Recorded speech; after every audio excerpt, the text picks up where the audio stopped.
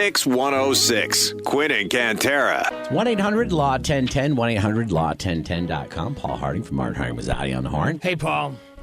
Good morning, guys.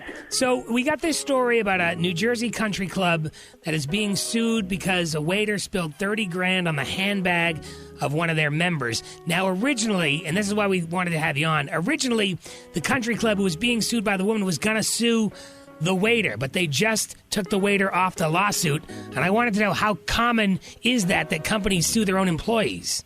Yeah, not very common at all. Normally, so we got this waiter, he's pouring some wine and just trying to have pours it on this ridiculously expensive bag.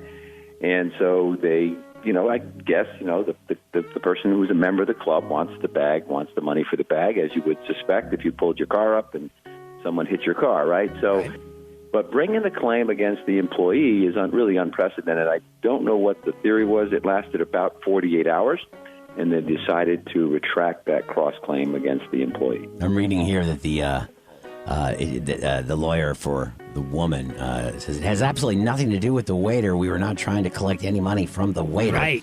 So was the club then trying to get out of this somehow by doing that? Like misdirection? Is there a legal angle there?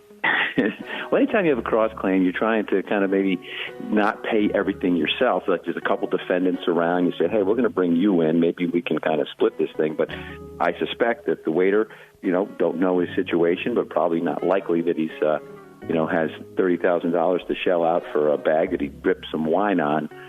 So just one of these weird legal decisions that sort of ended up making the, in this case, national news.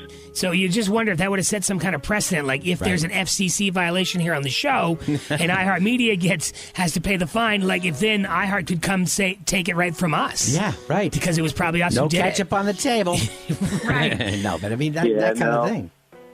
Yeah, no, the law really says as an employee, you are going to be protected by your employer. And if you are doing your job and you do something that injures someone else, you're actually covered under your employer and you're not a defendant. So not sure what happened here. It might have just been a case of just bad lawyering, as they say, or maybe he's an ex-employee and maybe they were trying to see what they could do, but just a bad move. I would say this. If you're working for yourself, right, Paul, get an umbrella policy, though, right? Oh, if you are self-employed, yeah. If you got your own business, get all the insurance you can. Right, and then you got to set something up so that your business money's over there. Yeah, you don't want, because they'll take everything if you don't. So, now, the other thing on the handbag is they're questioning the authenticity. I know you played it off like you don't know that handbag. But you probably do know that handbag, Paul. You think it's an authentic Hermes? We do not own any Hermes, which I believe is the pronunciation in the Harding household. No. Okay. At my house, we just call it Hermes.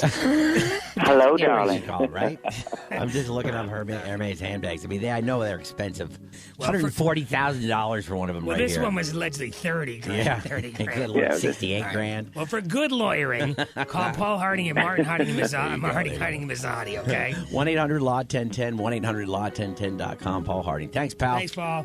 All right, talk soon, guys. Bye-bye.